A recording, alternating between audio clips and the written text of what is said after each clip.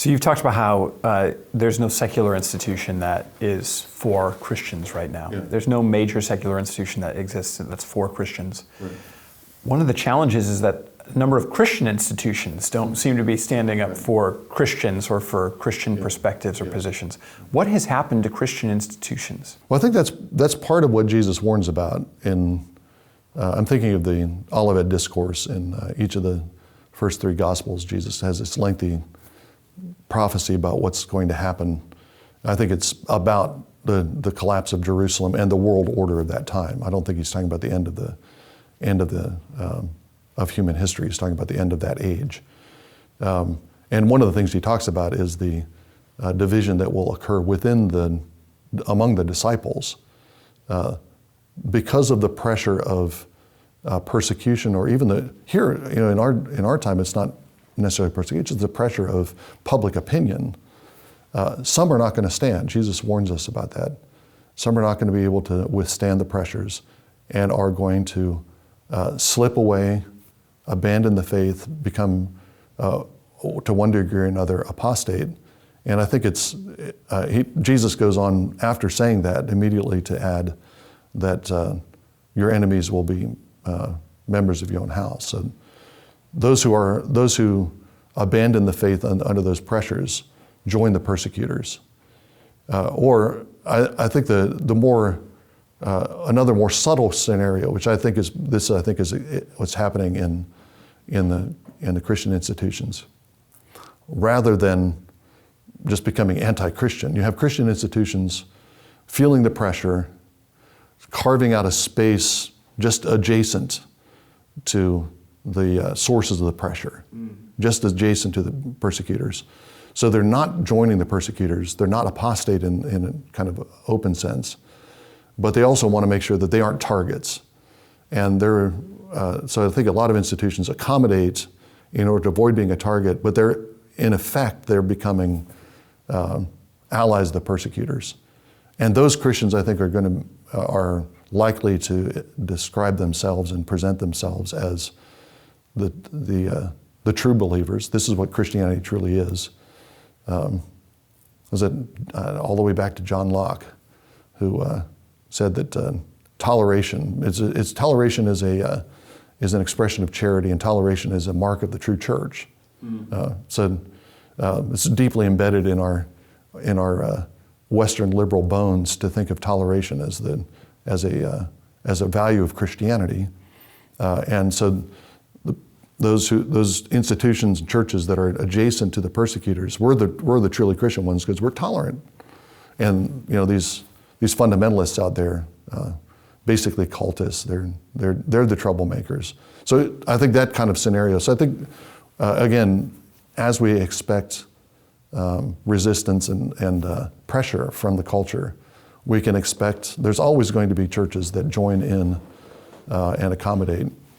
I mean, look at the experience of, I'm not comparing the situations in every respect by any means, but look at the situation in Eastern Europe in the Soviet era, and how many churches joined in with this, again, out of fear, and joined in with the Soviet oppressors and were willing to at least turn a blind eye to the oppression of other Christians. How can an ordinary Christian tell when a church or when an institution has carved out space right next to the pressures or the persecutors that exist? Yeah. How can they discern that?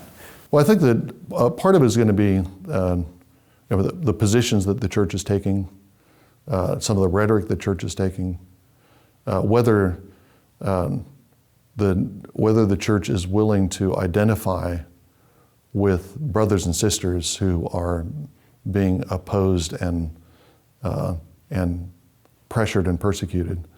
Because I think that there's a sinful, natural in the sense of being sinful, there's a natural instinct to recoil. You see somebody else being persecuted, you want to distance yourself from that danger. So, and the tendency, you'll see a tendency to identify rhetorically and sometimes substantively with the culture, as opposed to identifying with other believers.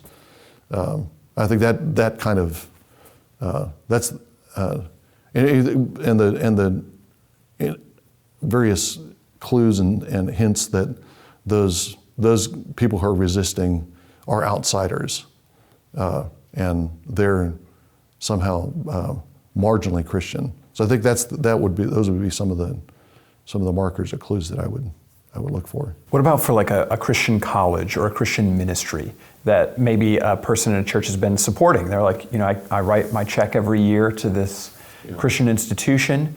I assume it's still Christian. I talk to the representative, the donor representative who's like, oh yeah, we're still faithful. But then you start hearing some things or seeing some things. How can you discern in those kinds of contexts? Yeah, that's a really good question. I think that's a real issue, because you have a lot of institutions, I think of universities, where you have statements of faith that are orthodox, faithful statements of faith. You have generally an older set of board members, certainly. The board members are going to be older and more traditional and orthodox. And you have administrators but then you have junior faculty members who have been trained in secular institutions and bring some of that progressivism into their teaching. So you have this. And I think sometimes that happens without board members, people who are ultimately in charge of the institution, knowing that it's happening, because it's happening in the classroom, and it's not coming to the forefront. I think that I guess that Christians just need to be attentive, as attentive as they can, to not just to what the official line of the institution is, but investigate what's actually happening and what they're actually doing. In a Christian college, what's actually being taught in the classroom, in a ministry, what is actually being done on the ground. That's really hard to get to in some cases. But I think you need, given the dynamics, I think Christians can't be just accepting of what the official line is, because it might not match what's actually happening.